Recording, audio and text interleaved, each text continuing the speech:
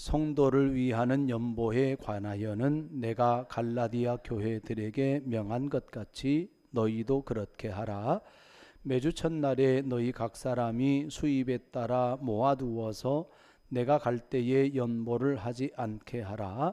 내가 이를 때에 너희가 인정한 사람에게 편지를 주어 너희의 은혜를 예루살렘으로 가지고 가게 하리니 만일 나도 가는 것이 합당하면 그들이 나와 함께 가리라. 아멘. 드디어 마지막 장을 보게 되어지는데요. 15장의 말씀이 이제 부활에 관련된 말씀이었고 16장의 말씀은 첫 번째로 언급되어지는 말씀이 연보에 관련된 구제 헌금에 관련된 말씀이고요. 두 번째로 이제 5절에서 9절에 보면 사도 바울의 선교 계획에 대해서 언급을 하고 또 10절에서 12절은 이제 디모데와 아볼로에 관한 이야기, 13절에서 14절은 이제 간략하게 또 권면한 이후에 15절에서 18절에 보면 스데바나와 몇몇 사람에 대한 이야기를 하면서 19절 이하 24절까지 마지막 편지의 결말 부인 끝인사로 그렇게 마무리하고 있습니다. 오늘 우리가 들을 말씀은 뭐냐면 이제 1절에서 4절 말씀입니다. 연보에 관한 말씀이에요. 이 말씀이 15장 바로 뒤에 언급이 되고 있다는 점을 좀 생각을 해야 됩니다. 부활신앙에 대해서 15장에서 사도 바울이 꽤 구체적으로 강하게 권면하면서 중요성이나 가치, 의미 이러한 부분들에 대해서 꽤 충분하게 말씀을 했습니다. 부활신앙은 그리스도인의 삶의 신앙의 핵심 이렇게 생각을 하면 되고요. 우리가 예수님의 제자로 살아간다는 것은 부활의 첫 열매인 예수님을 소망하면서 그 예수님의 가르침에 따라서 살아가는 거지 않습니까? 그렇기 때문에 부활신앙은 제자도의 핵심이다. 이렇게 봐도 됩니다. 이후에 16장에서 곧바로 연보에 관련된 말씀을 합니다. 생각을 해보면 고린도 교회가 참 복잡한 교회잖아요. 네 당파로 나뉘어져서 분쟁을 하고 있고 소송의 문제, 또 음행의 문제, 차별의 문제, 많은 문제들 갈등 속에서 있는 그 교회인데 사도 바울이 그 교회를 향하여서 거리낌 없이 거침없이 헌금에 관련된 물질에 관련된 이야기를 하고 있는 모습을 보게 되어집니다. 신앙생활에 있어서 연보생활, 헌금생활은 기본 중에 기본이다. 헌금 내지는 연보, 재정에 대한 헌신은 그 사람이 예수님의 제자답게 사는지의 여부를 확인할 수 있는 기준일 수 있다는 겁니다. 물론 허영심에서 헌금하고 연보를 하는 경우의 사람도 많고요. 어떤 교회 안에서 장로가 되기 위해서 목적을 가지고 헌금을 하는 경우도 있습니다. 그런 것 제외하고 순수한 하나님과의 관계 내지는 교회 공동체와의 관계 안에서 헌금을 한다라고 했을 때 그것이 예수님의 제자다움과 연결이 되어진다. 우리의 주머니를 열어서 가난한 자들을 돕고 사느냐의 여부, 그것은 그 사람의 신앙을 판단할 수 있는, 평가할 수 있는 척도가 되어진다 해도 무방하다. 그런 점에서 오늘 말씀은 저와 여러분에게 거룩한 부담을 주는 거예요. 그리고 한편으로는 영적인 도전이 되는 그런 말씀입니다. 그래서 어찌 보면 이제 가르치는 차원의 설교가 되어질 것 같습니다. 세 가지 정도를 말씀을 드리려고 하는데요. 첫 번째, 구약의 대표적인 5가지의 제사가 있어요. 번제가 있습니다. 하나님 앞에 헌신의 목적을 담고 있는 제사다. 그 다음에 소제는 곡식으로 드리는 제사예요. 모든 풍요를 수확할 수 있도록 도와주신 은혜에 대한 감사의 의미로 소제를 드려요. 세 번째는 화목제가 있어요. 하나님과 우리와의 관계, 사람과 사람과의 관계, 관계의 회복, 회복을 하려면 친교가 있어야 돼요. 교제의 성격이 있고 축제의 성격이 있고 화목이라고 하는 하나님과 사람과의 관계 안에서의 화목, 사람과 사람끼리의 화목, 그런 의미에서 화목제가 있습니다.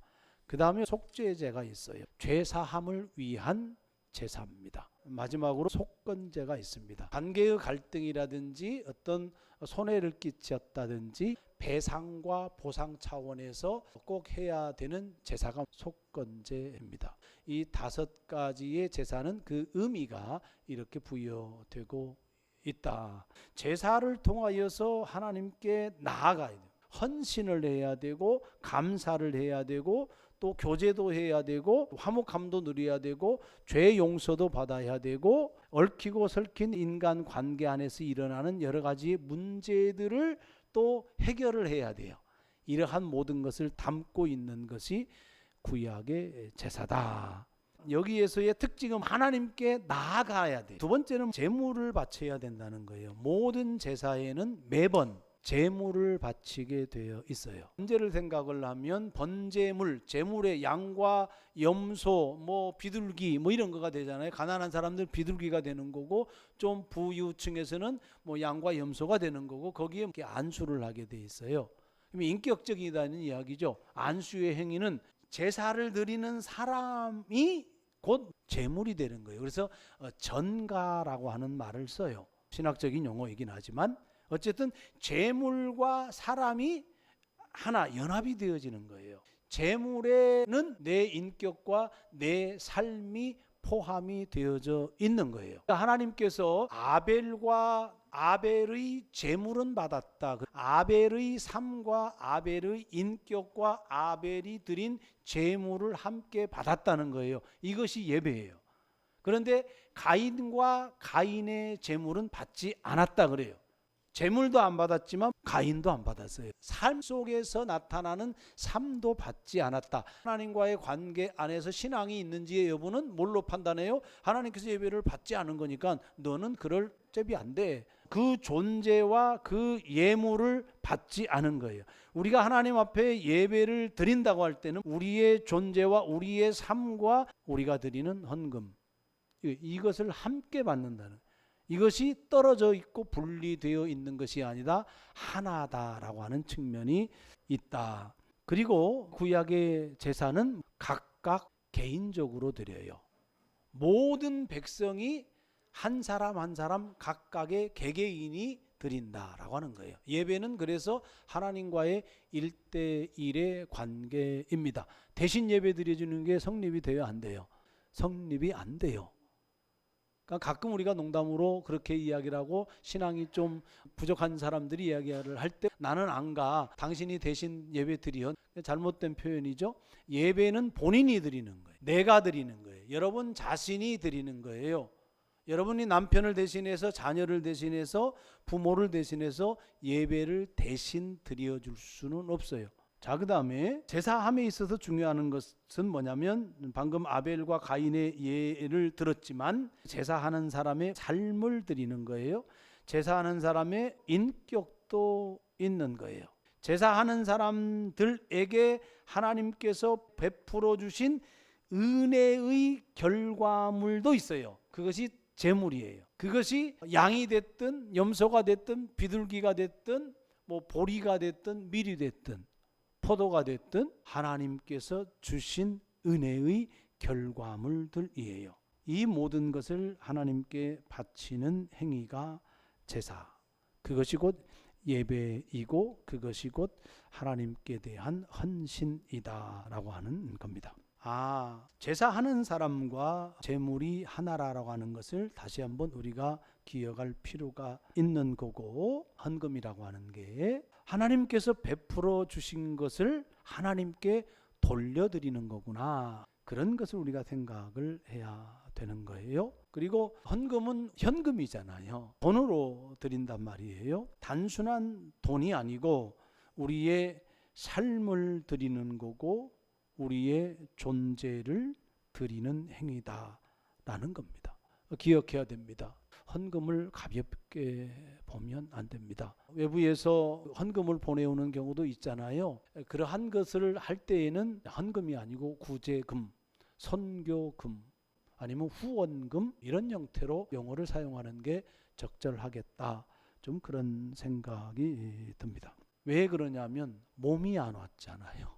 그 다음에 구약에서 하나님께 드리는 제물의 기준들이 좀 있는데요. 레위기에도 나오고 또 출애굽기나 민수기에도 나오는 말씀인데요. 가장 중요한 게 뭐냐면 흠이 없어야 된다. 이사야 시대 때 사람들이 제사를 안 드려서 하나님이 제물을 안 받은 게 아니에요. 안 좋은 거, 병든 거 이런 것들을 엄청나게 드렸단 말이에요. 그러니까 하나님이 말씀할 때 너희들 성전 바닥만 받고 간다. 내가 그 제사 안 받는다. 하나님 입장에서는 양이 무슨 소용이 있겠어요? 그 송아지가 무슨 소용이 있겠어요? 하나님 앞에 의미가 별로 없어요. 사실은 하나님을 대하는 태도를 하나님께서 보시는 거죠. 그래서 아벨의 태도를 보는 거예요. 삶의 태도를 보는 거예요. 로마서 12장 1절 2절에 보게 되어지면 우리의 몸을 통해서 거룩한 살아있는 제사로 드려라. 살아있는 제물로 드려라. 이렇게 얘기하거든요. 우리가 제물이라는 거죠. 그러니까 삶의 예배를 드리는데 그것은 뭐냐면 우리의 삶 속에서 하나님을 대하는 태도가 나타나야 된다라고 하는 이야기예요. 흠없고 정결한 것, 이것을 가장 중요하게 말씀을 하세요. 지금도 마찬가지죠. 우리의 정결한 삶이 중요한 거예요. 구약에서는 중요한 제물의 기준으로 처음 난 것, 첫 열매 가장 좋은 것을 선택을 했어요. 이것은 하나님의 것이다. 그렇게 말씀을 한 겁니다. 우리가 이 말씀을 좀 적용을 하면 우리가 헌금을 하나님 앞에 바치는데요. 가장 좋은 것이라고 생각을 해보세요. 처음 난 것이라고 생각을 해보세요. 최상의 것, 최고의 것이라고 생각을 해보세요. 그러면 이것이 여유분일까? 남는 걸까? 그거 아니죠. 이것을 어떻게 신앙의 양심에 자리를 잡게 할 건가 매우 중요한 신앙의 요소가 되어집니다. 그래서 이런 측면에서 보면 우리 옛 신앙의 선배들이 저는 너무 존경스럽습니다. 헌금하려고 신권으로 바꿔요. 그렇게 준비해요. 주일 헌금을 주중에 따로 준비합니까? 아니면 주일날 아침에 지갑 열어가지고 있는 거 그냥 꺼내서 습관 따라서 합니까? 정성스럽게 준비를 하냐 거예요. 그러한 것을 생각을 해야 되는데 여유분으로 남는 것으로 드리는 게 아니다 하는 거고요. 그 다음에 우리가 형식적으로 의무적으로 드리는 거냐. 의무는 약간 그럴 수 있겠다 싶어요. 형식적인 그냥 주일날 드리니까 드리는 거야. 기계적으로 드리는 건 아니 되는 거잖아요. 근데 이건 있어요. 책임일 수는 있다 싶어요. 이게 무슨 말이냐면 거룩한 의미에서 책임인 거예요. 레위기 보게 되어지면 농사를 짓잖아요. 밭 모퉁이는 남겨둬라 그래요. 이삭은 줍지 마라. 왜 그런 줄 알아요? 가난한 사람들이 그거 먹으라는 이야기예요. 그런데 100평이면 5평 남겨둬야 돼 이렇게 규정하지 않아요. 구획을 설정하지 않습니다. 왜 그런 줄 아세요? 부자의 신앙은 자기 양심에 따라서 5평 남길 수도 있고 10평 남길 수도 있고 15평 남겨놓을 수도 있고 그런 거잖아요. 그건 본인의 신앙의 양심인 거예요. 그런 측면에서 어찌 보면 의무이기도 하지만 책임이기도 하지만 자발성을 자원하는 그 마음을 하나님께서 주신 거죠. 자발적 의무, 자발적 책임, 그것이 뭐라는 거냐면 거룩이라는 거예요. 부자의 거룩은 몇 평 남겨두는 것, 거기에 따라서 그 사람의 신앙 여부, 거룩의 여부를 판단할 수가 있다. 그렇게 보면 되는 겁니다. 그리고 여러분들 헌금을 할 때에 인격적으로 마음 중심에서 최소한 마음의 태도는 하나님께 드리는 것이기 때문에 최고의 마음, 최상의 마음, 그 가치를 가지고 헌금을 준비하고 헌금을 해야 된다 라고 하는 그런 말씀인 거예요. 구약의 제사 제도에서 우리가 헌금의 정신을 배울 수 있는 겁니다. 두 번째, 구약의 11조에 대해서 좀 이야기를 할게요. 큰 틀에서 11조는 두 가지입니다. 매년 11조 하는 게 있어요. 레위인들, 제사장들, 성전을 봉사하는 사람들을 위한 11조예요. 두 번째 11조가 있는데 3년마다 한 번 하는 11조가 또 있어요. 가난한 사람들, 사회적인 약자들하고 제사장들 몫이에요. 11조의 의미는 모든 것이 하나님의 것입니다 라는 고백이에요. 모든 우주 만물, 모든 소득, 그 모든 삶, 이 모든 것의 절대 주재자는 하나님입니다 라는 것을 고백하는 신앙 행위가 11조예요. 말라기 시대 때 백성들이 신앙이 떨어지니 11조를 안 해요. 제사장들은 백성들이 신앙생활을 잘 할 수 있도록 가르치고 이렇게 신앙의 행위를 해야 되는데 그걸 또 못해요. 그러니까 백성들이 신앙을 배우겠어요? 못 배우겠어요? 못 배워요. 제사장이 타락해서 교인들의 신앙이 떨어지고 교인들의 신앙이 떨어지니까 하나님을 예배하는 행위도 약화되어지는 거죠. 11조를 안 하니까 제사장들도 궁핍하게 되는 거잖아요. 그래서 문제가 되어지는 겁니다. 11조의 의미 가운데는 하나님의 절대 주권을 인정하는 신앙 고백도 있지만 11조를 하는 행위 속에서는 공동체를 생각하는 것도 있는 거예요. 이스라엘 공동체 내지는 성전 공동체가 건강하게 운영이 되어지려면 11조가 필요했던 겁니다. 그래서 하나님 나라의 가치를 실현하기 위한, 또 나아가서 사회적인 약자 공동체를 케어하기 위한 헌금, 이것이 11조 정신이다 라고 하는 말씀입니다. 신약시대에 들어와서 예수님께서 11조를 명시적으로 해라 이런 규정은 없어요. 그런데 11조 논쟁을 바리새인들하고 합니다. 바리새인들은 외식하잖아요. 그들은 11조 했단 말이에요. 그런데 11조는 하면서도 공의와 사랑 이러한 것들은 버렸단 말이에요. 그래서 예수님께서 그들의 외식함을 질책하고 책망한단 말이에요. 11조 해야 되지 당연히. 그런데 너희들은 의와 사랑과 긍휼과 믿음을 저버렸다. 정의도 행하고 그리고 긍휼도 행하고 믿음도 지켜야 된다. 그리고 11조도 해라. 이런 말씀은 있는 거예요. 구약이든 신약이든 하나님의 백성으로서 하나님 백성답게 사는 것, 그 위에 헌금이 따라가는 거다. 그래서 신약의 모든 헌금은 하나님의 절대 주권을 인정하면서 그 하나님께서 주신 것을 하나님 앞에 다시 드리는 감사의 표현이다. 은혜 받은 것에 대한 감사, 하나님의 절대 주권을 인정하는 것에 대한 신앙 고백, 공동체, 국가 공동체, 교회 공동체, 성전 공동체, 이스라엘 공동체를 돌보기 위한 헌금이다라고 하는 것을 우리가 기억해야 됩니다. 그런 측면에서 교회가 생각해야 될 게 뭐냐면 헌금의 사용처가 있는 거예요. 뻔하잖아요. 헌금의 사용처, 교회 운영하는 교회 경상비 운영비가 있는 거예요. 두 번째는 목회자의 생활비를 책임져 줘야 되는 게 교회가 해야 되는 일이에요. 그리고 목회자의 노후까지도 책임져야 되는 것이 교회가 해야 될 일이에요. 우리 교회는 현실적으로 불가능하다. 그래서 오늘 작은 교회 목사님들이 이중직을 행하는 그런 목사님들이 상당수고요. 그리고 대부분의 사모님들이 일을 합니다. 그래서 한국교회가 그런 현실이다라고 하는 것. 분명한 것은 뭐냐면 교회가 목회자의 생활비를 책임져 주고 그 다음에 노후까지 책임져 주는 것이, 그것이 성경적인 정신이다. 그것이 신앙이다. 그게 교회 공동체다라고 하는 것은 여러분들이 배워둘 필요가 있는 거예요. 그 다음에 구제와 선교입니다. 크게는 세 가지 틀인 거예요. 교회 공동체를 운영해야 되는 측면이 있고, 전문 목회 사역자에 대해서 케어를 해야 되는 거고, 사회적인 약자, 더 나아가서 복음 전파를 위한 선교, 이 세 가지 차원에서 헌금이 사용되어진다. 저는 이 기준을 지키기 위해서 그래도 노력하는 교회가 우리 교회라고 생각이 들어집니다. 작은 교회가 구제하고 선교하는 것 쉽지 않거든요.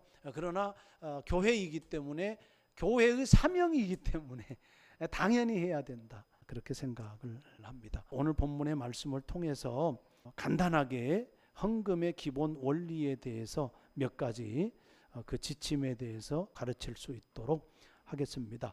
내용은 이런 거예요. 예루살렘에 기근이 들어가지고 그 가난해졌어요. 그걸로 말미암아 그래서 갈라디아 교회, 빌립보 교회 등등 아시아에 있는 많은 교회들에게 헌금을 의뢰를 하고 그 헌금을 걷어 가지고 예루살렘 교회를 방문을 해서 그들을 도와주고, 아시아 교회에서 원래 모체가 되는 예루살렘 교회잖아요. 복음이 예루살렘 교회로부터 이방인도 구원받는다라고 하는 것을 인정을 받아야 되잖아요. 그 연결고리 역할을 뭐가 하냐면 이 구제 헌금 연보를 통해서 시도하고 있는 거예요. 그런 배경이 있는데 헌금에 대한 기본 원리 2절 보겠습니다. 매주 첫날에, 매주라고 하는 것은 주의 날이거든요. 예수님께서 부활하신 날을 예배하는 날로 정한 거예요. 그날 매주일 날에 예배 드릴 때마다 정기적으로 드려라. 우리 교회 같은 경우는 주일 헌금 하잖아요. 정기적으로 드려라 라고 하는 거. 두 번째는 뭐냐면 각 사람이 개별적으로, 부모가 헌금하는 건 어렸을 때부터 가르쳐야 되는 거예요. 그러니까 개인이 하는 거예요. 그 다음에 세 번째는 수입에 따라, 연봉이 1,000만 원인데 100만 원을 헌금했다고 쳐봐요. 많이 한 거잖아요. 근데 연봉이 1억인 사람이 100만 원 했다고 쳐봐요. 그 많이 한 거예요? 많이 한 거 아니죠. 비례 원칙이 있는 거예요. 수입이 많은 사람은 당연히 어떻게 되는 거예요? 많이 하는 거예요. 국가 세금도 어때요? 많이 번 사람이 많이 해야 되는 거잖아요. 그런 것의 적용인 거예요. 왜냐하면 부유한 사람들이 주머니를 열어야 가난한 사람들에게 더 돌아가는 거잖아요. 바리새인과 과부의 헌금에 대해서 예수님이 말씀하시잖아요. 많이 넣은 그 바리새인, 헌금통에 땡그랑 소리가 날 정도로 그렇게 서서 그냥 온 사람들이 다 볼 수 있도록 헌금했었던 그 바리새인들을 책망하는 거거든요. 근데 과부는 2렙돈, 당시에 가장 화폐 단위로 조금 한 거예요. 근데 예수님께서 그 과부를 칭찬하면서 뭐라고 이야기를 해요? 저 과부는 생활비 전부를 낸 거야. 근데 2렙돈밖에 안 되잖아요. 가치는 뭐가 큰 거예요? 그 사람에게 있어서는 과부의 돈의 가치가 훨씬 큰 거예요. 그걸 말하는 거예요. 여러분에게 있어서 돈의 가치를 여러분 각각의 사람마다 다 다른 거예요. 중요한 것은 뭐냐면 돈의 가치를 어떻게 설정을 하느냐, 그건 여러분들의 신앙에 따라서 설정이 돼야 되는 거예요. 그 다음에 모아두어서 내가 갈 때 연보를 하지 않게 해라. 즉흥적으로 하지 말아라. 계획적이고 준비된 헌금을 해라. 그런 말이에요. 그러니까 여러분 주일 헌금할 때, 감사 헌금할 때, 성교 헌금할 때, 11조 할 때 등등 준비된 헌금을 해라. 계획된 헌금을 해라.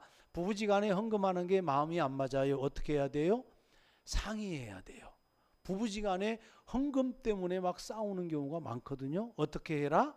상의해서 헌금하는 게 맞아요. 그것 때문에 다투고 주일날 예배드리면서 오면서 막 얼굴 붉히고, 와이프는 여기 앉고 남편은 저기 앉고 그러면 되겠어요? 안 되겠어요? 헌금 때문에 가정분란이 일어나면 안 되는 거잖아요.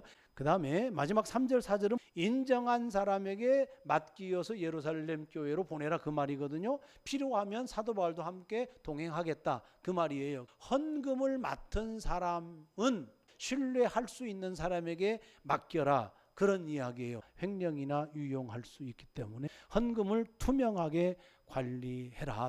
이것이 헌금의 기본적인 원리다. 정기적으로 해야 된다. 각 사람이 참여해야 된다. 비례 원칙의 은혜의 분량에 따라서 그렇게 해야 된다. 계획하고 준비된 헌금을 해야 된다. 그리고 투명하게 관리돼야 된다. 이런 원칙에 따라서 헌금 생활 했으면 좋겠다 싶습니다. 결론적으로 헌금은 하나님께 여러분 자신과 여러분의 삶을 드리는 예배다라는 겁니다. 모든 것이 하나님의 소유임을 인정하는 것이 헌금에 담겨져 있다.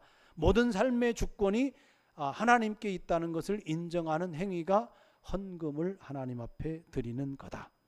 뿐만 아니라 하나님 나라 공동체 사역에 동참하는 의미가 헌금에 있다라는 겁니다. 결국은 헌금은 믿음의 행위입니다.